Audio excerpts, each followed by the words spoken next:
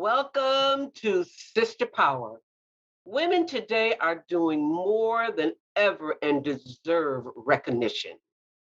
Your vibe attracts your tribe. The power of sisterhood is our topic for this episode. And joining the conversation is Crystal Kwok, director and producer, Blurring the Color Line documentary, and Sequoia Carr Brown, owner of Strange Fruit Express. Welcome, ladies. Aloha. Hey, hello. Welcome back, I should say. Yeah. Yes. You know, it, your vibe attracts your tribe is such a hot topic in today's world. And sisterhood is another hot topic in this world. And I just want, starting with Crystal and then Sequoia, tell our Sister Power viewers all the wonderful, thriving things that you're doing. It's all about vibing and thriving. Crystal. I like that. Vibing and thriving. I feel like we should be doing a little dance on that. um, yes. So, hello, everyone. I just want to tell you a little bit about my film because that's really what's consuming. It has been consuming my life for the last 5 years that I created this documentary that is really intended to disrupt racial narratives. And when I say that, I mean it because when I first moved back to the States after being in Hong Kong for many years, I really realized that everything here, obviously around the racial narrative, is based on a very black and white divide, right? Very binary way of looking at things. And so I got to thinking about why are we so binary? Why it's not a black and white world out there. You know, there are many colors in the spectrum. And speaking to my personal experience, my grandmother grew up in the Deep South. Augusta, Georgia, to be specific. And this was in the 30s. And I just started thinking about, wow, what is an Asian girl, a very traditional Chinese girl? How does she grow up in the Black neighborhood of the segregated South? Navigating both the racialized structure at the time as well as a very strong patriarchal system because of the Chinese traditional ways of parenting. And so these kind of double pressure systems, how does that affect a woman growing up, and how does that shape her perceptions on race relations and herself as a woman? And so that's how I started to dig into the idea of Chinese growing up in the Deep South, disrupting racial narratives. And boy, I'm telling you, you know how when you open up something, you don't realize how it's just the tip of the iceberg. This whole race relation story became way bigger than I thought it would be, and it's opened up to speak to the recent troubling aspects that I hope we can converse about today, which is the Afro-Asian tensions, but solidarity. I want to say it's both, right? Because sometimes media likes to frame it as if it were just an animosity that's deeply rooted in these kind of pitting against each other type of stories. But at the same time, we've had a very connective history, and it's very interesting. And I think it illuminates a lot of things that we don't see or learn in history. So I'm hoping this conversation today, back to your theme of vibe and tribe, is that through sisterhood, through women's voices, because I do focus on the women's voices, how do intimate histories reveal a deeper history? I think that's something that women come together and we have these kind of like intimate conversations. And some people in the male dominated world will dismiss it as being something petty, but they have no idea the depth and the richness that comes out of a sisterhood conversation. And I think that's why I commend you for having the space for us to talk like this. So I'm just going to leave it there for now. And I just want to say, yes, my film is in the festival circuit route now. It's going to different places. It has been going to different places. I'm very happy how it's been received. And we are going to be doing another event here in Hawaii, the three of us. So we can talk about that a little bit later too. I hope that's a good way to kind of tease out what I'm doing. Thank you. I like that teaser. All right, vibing and thriving, Sequoia. Yeah, I'm going to kind of just pick up from what Crystal was saying in terms of the historical significance of our communities uh, AAPI and African American communities in solidarity. The media indeed tends to divide us. It's division makes money, hate, big money and hate, right?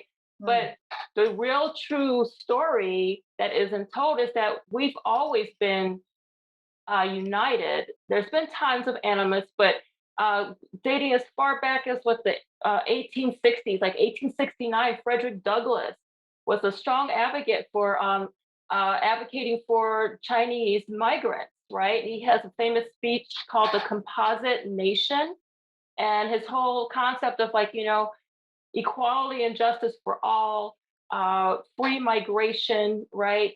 And there's been a thread of that throughout the African American community in terms of anyone coming, migrating in terms of Asian AAPI. You have what was it? 1889 was the Chinese Exclusion Act. 1882. Yeah. 82. Okay, thank you. And I know that time period, the 1880s, there's a lot going on and overlapping with Jim Crow. So both of these communities are, seeing that, we have some interconnections here. And I think that the white social structure, constructed white social structure, likes to pit us against one another to help keep that power. Because when they see that when we are united, that their constructs will fall, right? So my work at Strange Fruit Express kind of brings in these elements, community-based collaborative concepts, and I bring forth our history, those unsung heroes, those narratives that are swept to the wayside, and I use the arts to bring them up. To lift them, to lift those voices, women, people of color in particular. I use dance, I use fine art through art installations and all kind of projects. So I'm really, really excited to be collaborating with Crystal and you, Sharon, to bring this story forward and talk about it. It needs to be spoken of.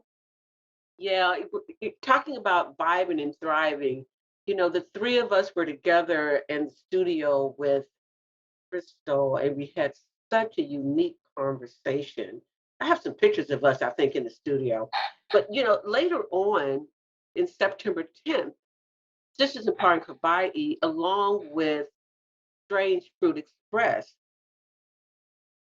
is one of the sponsors, and we're doing Your Vibe Attracts Your Tribe, September 10th. And this is such a unique way of women coming together at the Outrigger Canoe Club, and I'm so excited about that. Sisterhood is a bond between women who share common goals. So I'm going to ask you this question, Crystal. What is the historical significance of Afro and Asian solidarity? Okay, well, piggybacking off of Sequoia's mention of the historical 1882 Exclusion Act, which really was a pivotal and the first and only real legal policy that forbade Chinese people coming over based on their race. And so that kind of like is the opening conversation of the Chinese immigration story in that sense of the racism against Chinese. But so in my particular research is that many people from China went to San Francisco as first immigrants, and then eventually some of them trickled over to different parts of the country to make a living. And they entered the Black neighborhoods of the segregated South because the white people didn't want to do business with Black people back then after the plantation life kind of fizzled out. And so there was a very interesting dynamic between the two cultures. And when we talked earlier about the both tension and friendships that kind of worked together, because there is a power structure, right? The Chinese were the storekeepers. They held the purse and they made money off of Black people in the neighborhood. At the same time, some people claim it was a symbiotic relationship because they needed each other to make the system work. But it's complicated, right? It's like, again, to Sequoia saying about how media frames us pitting each other, us against each other, is that how do this past how does this inform us today of these pre-existing kind of discriminations against each other?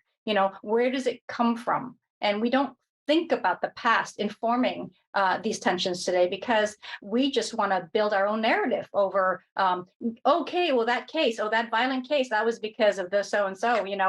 It just we want to tell the stories we want to hear, and I think that's a weak way.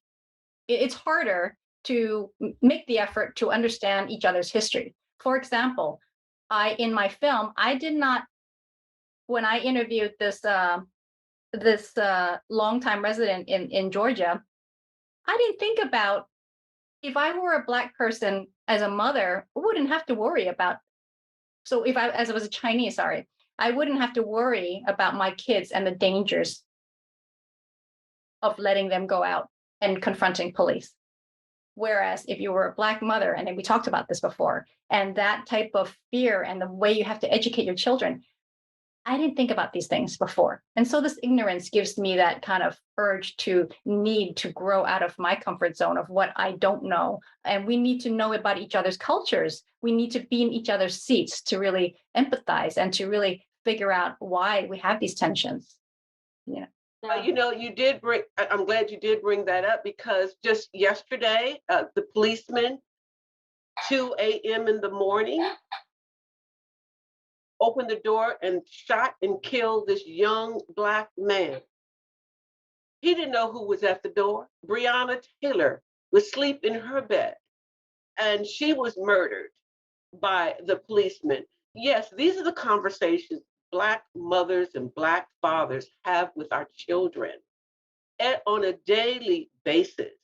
You just have rules that because you want your children to come home alive. Our children are our heartbeats. But let me come to you, Sequoia. How does being open to community-based ideas attract like-minded individuals to your tribe? A lot of it has to do with being forthright and honest about who you are as a person, I think. I find it works well for me.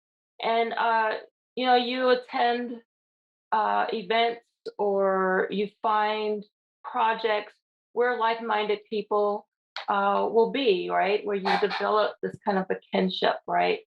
And you can't close your mind to assuming or presuming that because someone doesn't look like you, that they don't respect you or value who you are.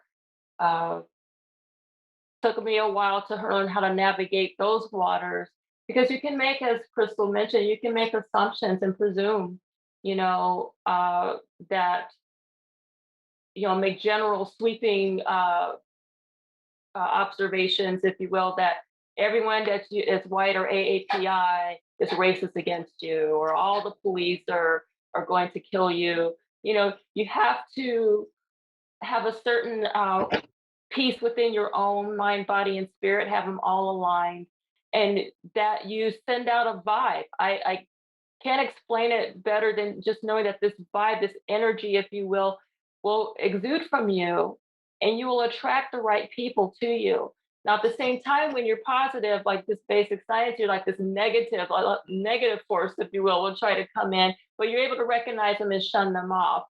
Like I think Sharon and I, we've discussed this, in terms of dealing and navigating through racism in certain spaces. You can read somebody before they even approach you. You already know that they're going to try to attack you in a negative way. So you learn how to navigate through those situations. So I find that overall being positive, knowing who you are as a woman, in your culture, having pride in that, I think your energy will attract the right people to you, and you go to the right events, have discussions, be open, and your tribe will manifest.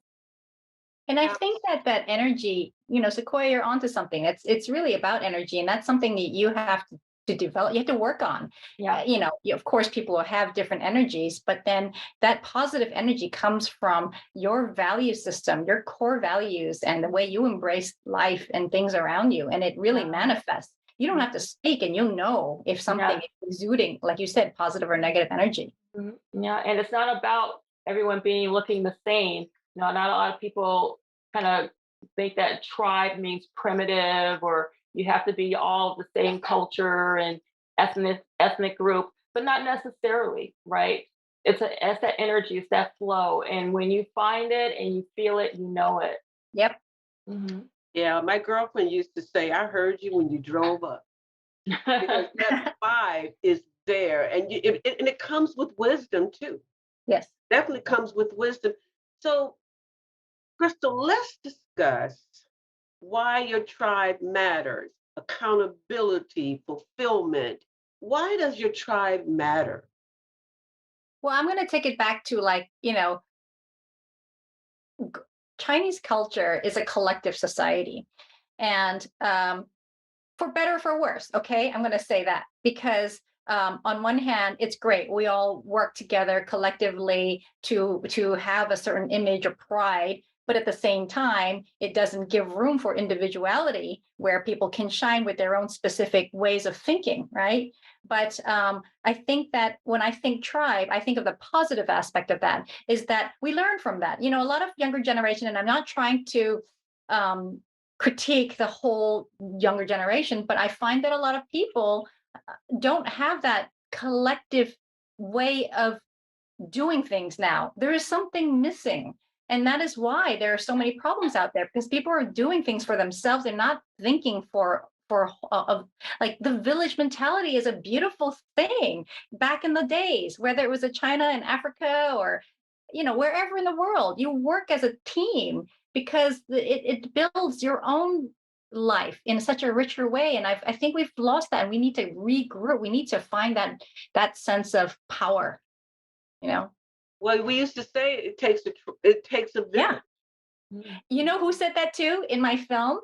James Brown's daughter, Deanna Brown, who I had the privilege of interviewing. She was saying, because James Brown worked as an errand boy for some of the grocery stores, and she says, they all don't have to look the same, but it takes a village, and it was just a beautiful way of consolidating it. Oh, So great. true, so true.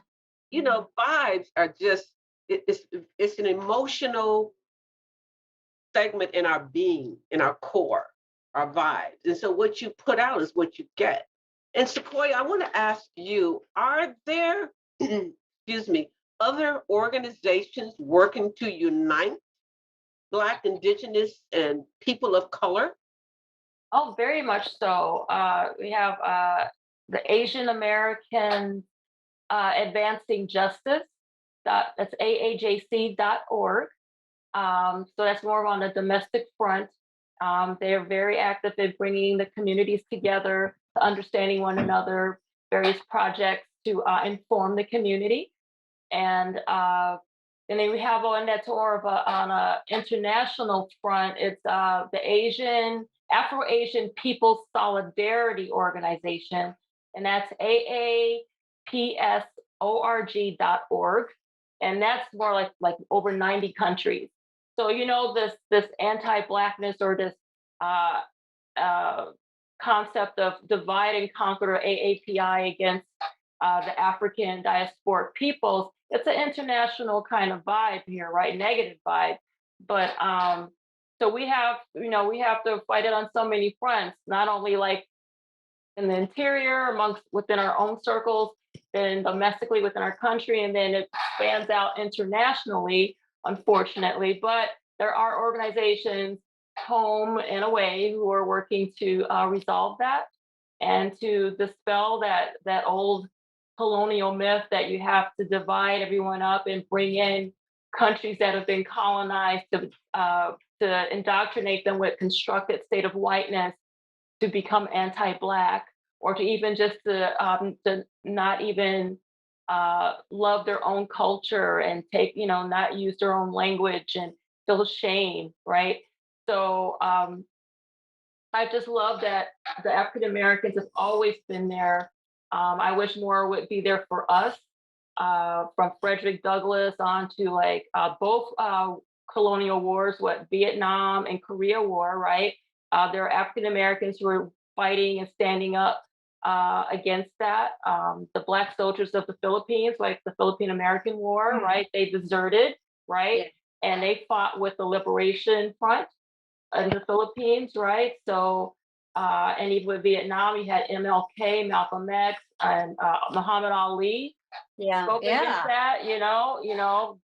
Actually, you're giving me idea. What you're saying now is this kind of cross-pollination of cultures because of our historical way, the colonized world, and how we've been forced into situations that kind of bring us together, right? Mhm. Militarism has, brought together the experience of Filipinos and the Americans and the Black soldiers. But it makes you think about this blurring space. Speaking to, the title of my film, what does it mean to blur? And a lot of times I feel like to mix the in between spaces, like there are some young wonderful young people out there doing great work now. I just learned about this one. She's half Korean, half Black.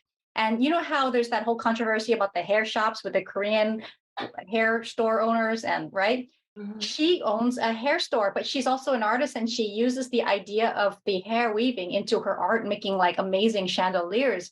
And her embodiment of being of mixed culture, she feels compelled to bring together these conversations. So I think, it's hopeful while the dominant narrative is dismissing these smaller stories. There are some gems of Yeah. people doing things that blend spaces, that show the beauty of this combination and of how we can work together with different cultures, even though we were supposedly on each other's sides of the spectrum, which is kind of a silly concept. We really are blending our spaces like we are here to talk about really the positive connectivities as opposed to pushing us aside.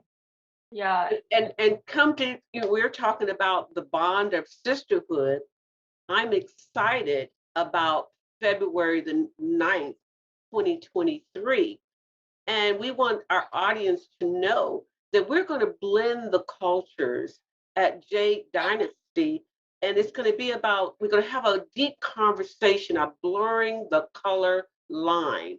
So, Sequoia, let's talk about that day, that Thursday that's coming up. Yeah, it's going to be fantastic. I'm so excited because we are blending not only it's Chinese New Year, it's African American History Month, right? So again, blurring those color lines, showing that we are more alike and connected than unalike, right? And bringing entertainment and conversation, the screening of the documentary, having a real heart to heart, deep, profound talk with activities to kind of engage the audience, to get to know one another, right? And to see how we can move forward and press as a united front of people, BIPOC, working against the colonial mindsets and kind of just, decolonizing ourselves, mind, body, and spirit. I'm loving it. I'm so excited. Yeah, and going to that vibe, we're utilizing through food as a wonderful, fun, engaging way to bring us together too, culturally. Yeah. I'm working with a J Dynasty menu, and it's so fun to think about what are the connective ingredients that bring our histories together, and to think about, like in my film, I interview people, and they say they remembered eating pickled pig feet a lot in the past.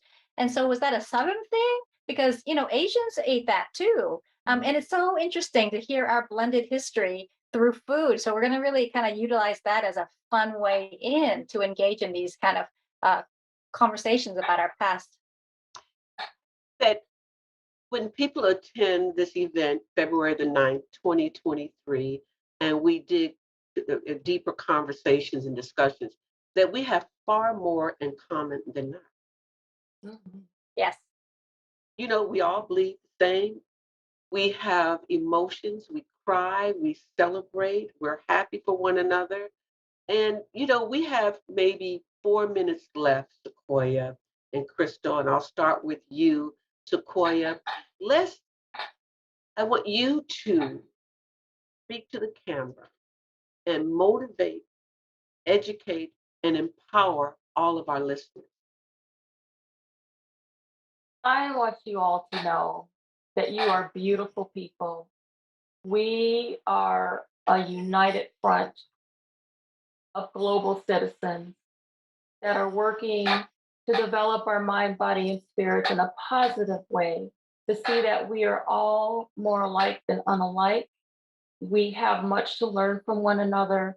And when you hear something negative against someone that you don't even know yet, that's a trope, cliche, shun it away and learn for yourself what is going on.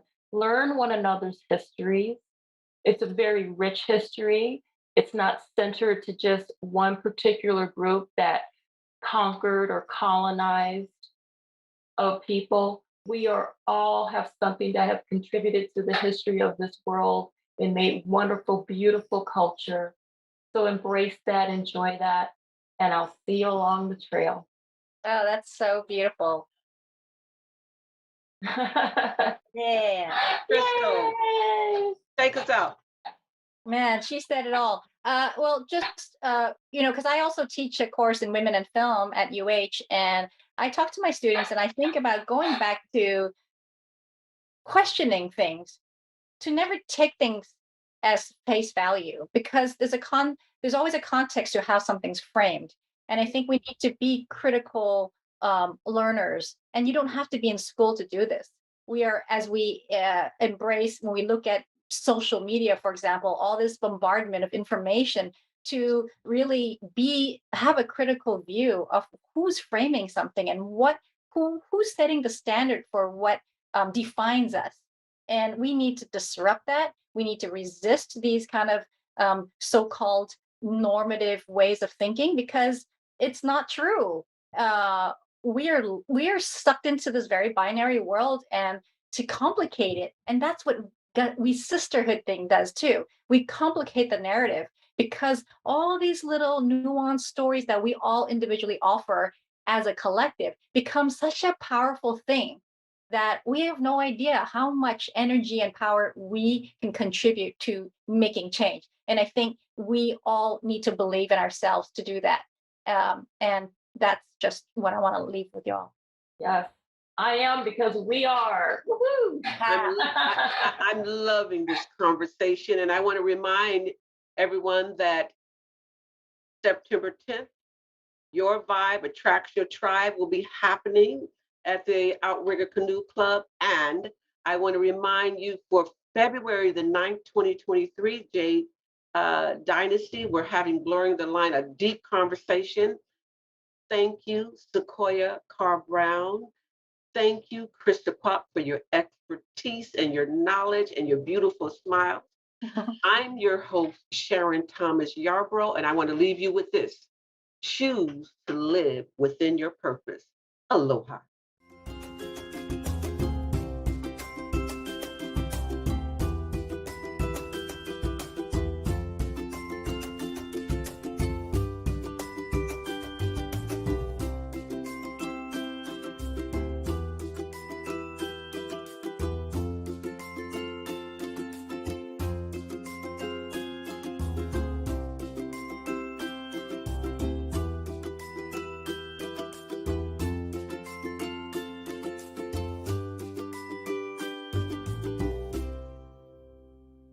Thank you so much for watching Think Tech Hawaii. If you like what we do, please like us and click the subscribe button on YouTube and the follow button on Vimeo. You can also follow us on Facebook, Instagram, Twitter, and LinkedIn, and donate to us at thinktechhawaii.com. Mahalo.